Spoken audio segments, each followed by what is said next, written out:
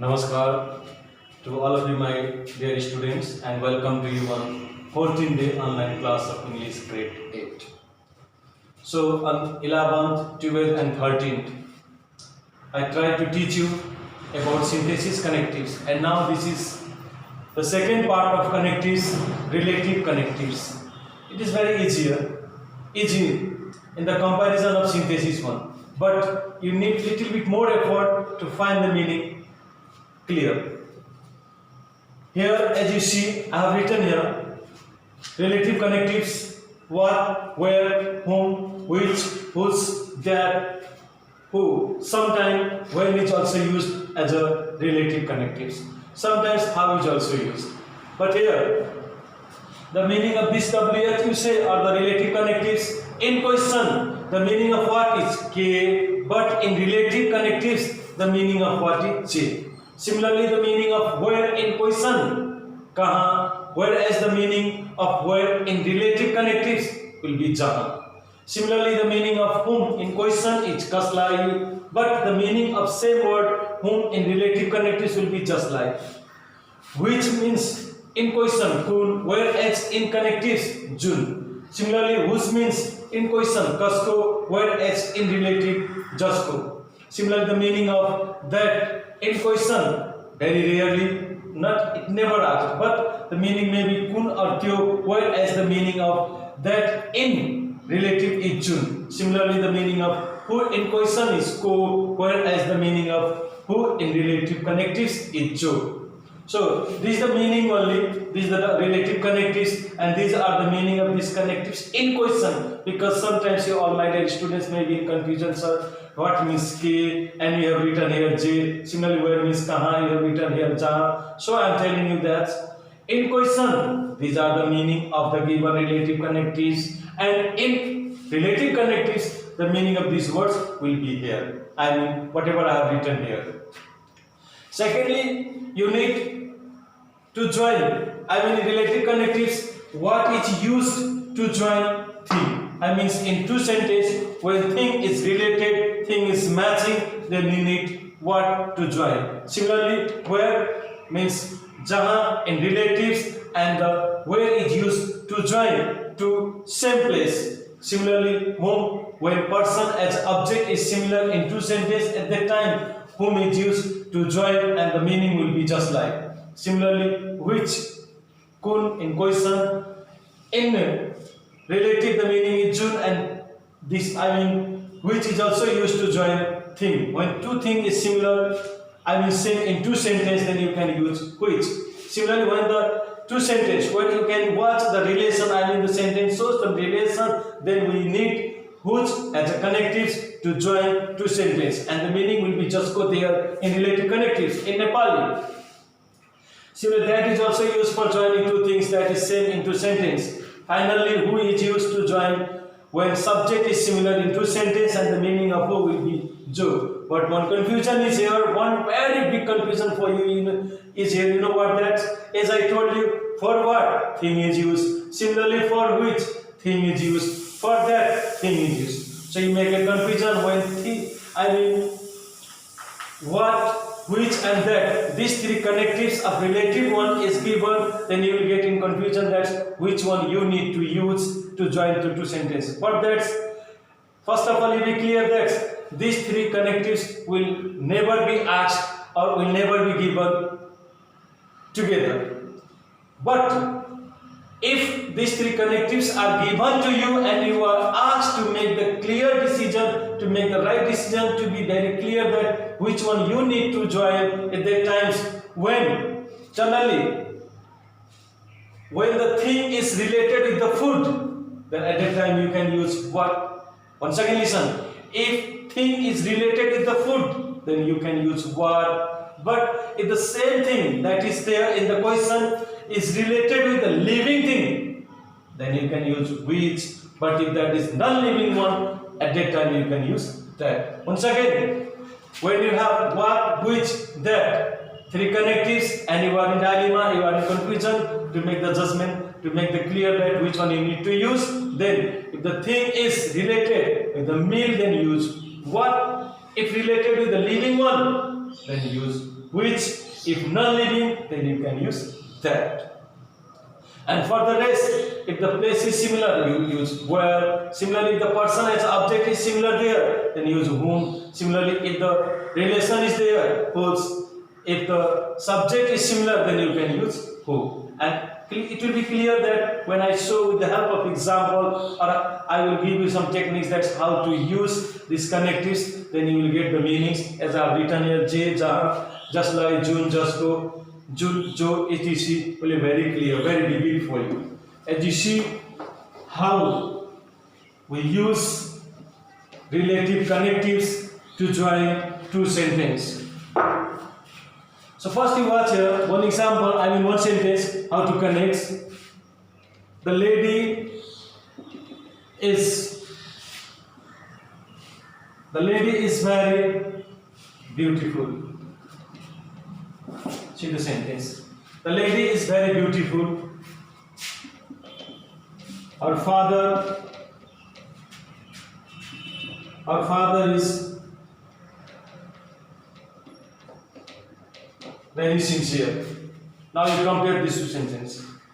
The lady is very beautiful. Her father is very sincere. So when you make the comparison here, except the verb, you remember always while using relative connectives, no comparison with the verb. The verb may be same, may be different, no matter. Subject, object, either there is subject matching or the object matching or the thing matching or the relation matching. What is the similar there? So on the basis of their similarity, you can choose the right connectives, which one you need to join two sentences. So in this sentence, the lady is very beautiful, her father is very sincere.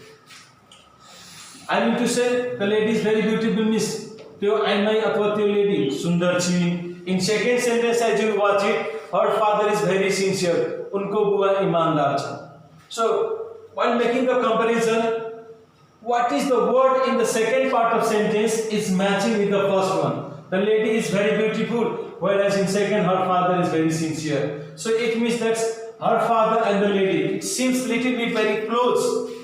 The lady is very beautiful, her father is very sincere. It means that her father is showing little bit relation with the word lady. So here, for the lady, here is one pronoun, that is the her, and here is a connection between her father. Kasko bua bhanepachi unko bua. It means that the relation father is with her. For that, I want to give you one more examples that will make very clear how to use the relative ones. Sometimes, while showing the relationship from one person to another, that is called the belonging also. For belonging, you can see three conditions.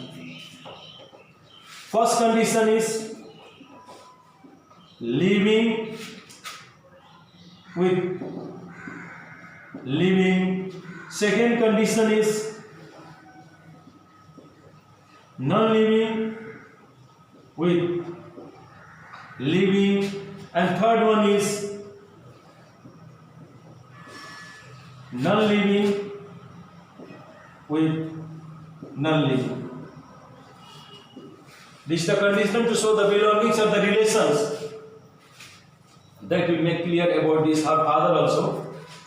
Living with living means jivit ko jivit sanga. Likewise, non-living with the non-living means some relations of non-living with the living. Similarly, non-living relation with the non-living means here you need to use either pronouns or the of or the apostrophe. That will show very clear. If living with the living means like you can say that गाय को पुच्छर.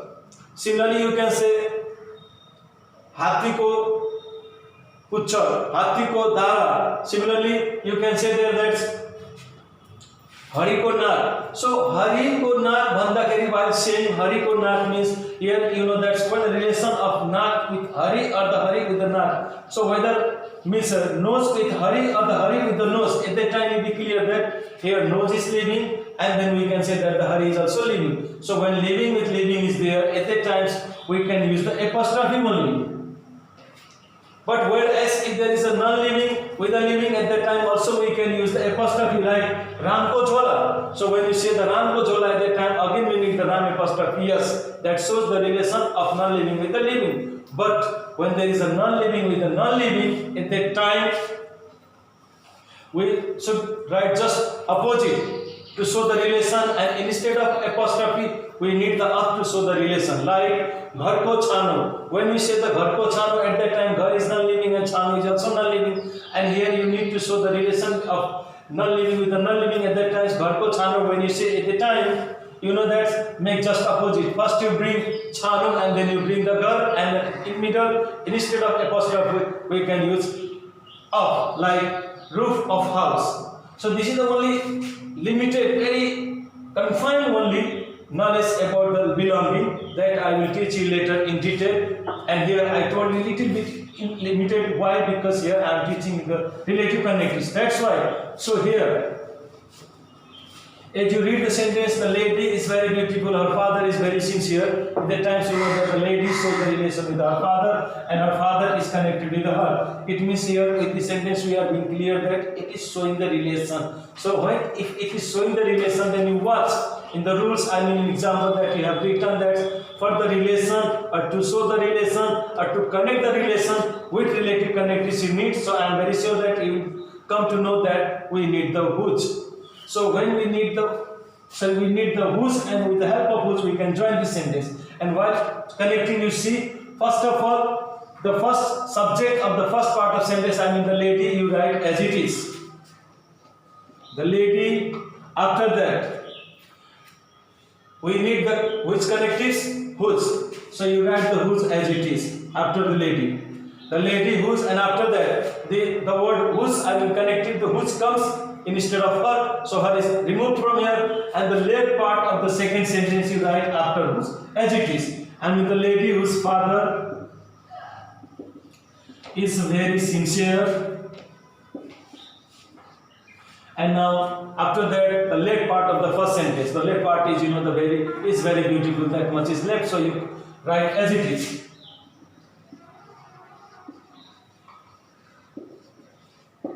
Finally, the lady whose father is very sincere is very beautiful. I mean, the complete meaning of this sentence will be in Nepali. That's त्यो lady जसको बुवा ईमानदार छन् उनी धेरै सुन्दर छिन्.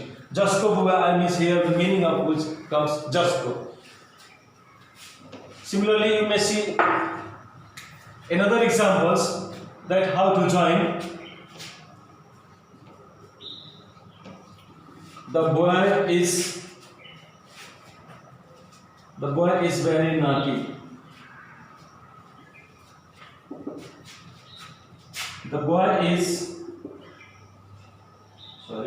The boy is standing near the gate. Now you watch in two sentences. The boy is very naughty. The boy is standing near the gate. So once again, except the verb, you make the judgment that what are the two things that is matching in these two sentences. So this one is very simple. Here the boy and the boy. I mean the boy of first, second part of second sentence is matching with the boy of first. त्यो केटा naughty छ, त्यो केटा गेटको छेउमा छ. त्यो केटा I mean same person. So here the first part means the boy of first second sentence is matching with the boy of first sentence. So here the boy is here in the second sentence is what? Is it showing relation, or is it the subjects, or is it the place, or is it the things, is it the time? In fact, you judge. What is this? So when you watch it little bit seriously, of course you can come to know that this one is the subject of second part of sentence or second sentence. So if this is the subject, then you once again go back to the connectives, that which connectives you need to join. So for the subject, of course, you'll be clear that you need the who. And the way to connect is like the first one is the boy of first part of sentence as it is, after that who, and here who comes for the boy. So the boy is removed and rest as it is. The boy who is standing near the gate, and the left part of first sentence, the boy who is standing near the gate is very naughty. Is very naughty. So finally the right answer is the boy who is standing near the gate is very naughty. In this way, त्यो केटा जो गेटको छेउमा उभिरहेको छ धेरै naughty छ. Here the meaning of who comes jo. Now one more example I will give to make it clear, and after that I think the chapter will be over for you. Now one more example you ask. The flowers are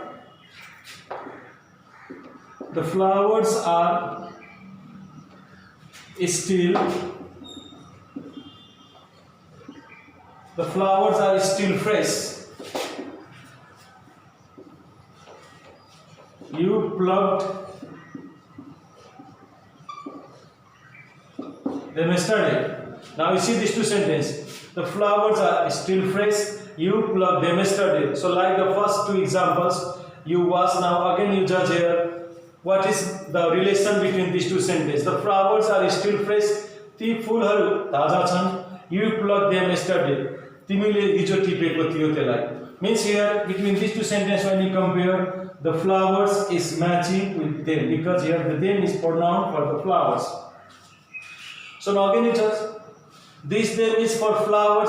So is flowers here. Subjects are here. Things, non-living things or living things are the subject or the relation or the time. What is it? So here the flowers means generally we come to know that this is the things. In one side these things, on the other side anything also the flowers are taken as a living one. So for the living things, as I told you, you need the which connectives to use. The way to connect is like the previous one. The flowers and after flowers, as I told you, you need the connectives which, so you write here. And this, the word which comes for the them, so them is removed and like the previous one, the left part of sentence as it is. The flowers which you